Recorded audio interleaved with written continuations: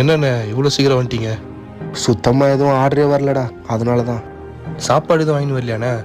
சுத்தமாக கையில் காசு இல்லைடா. கேஷ் ஆன் டெலிவரி எதனா போட்டிருந்தானா சாப்பாடு எதனா வாங்கிட்டு வரலாமான்னு பார்த்தேன்.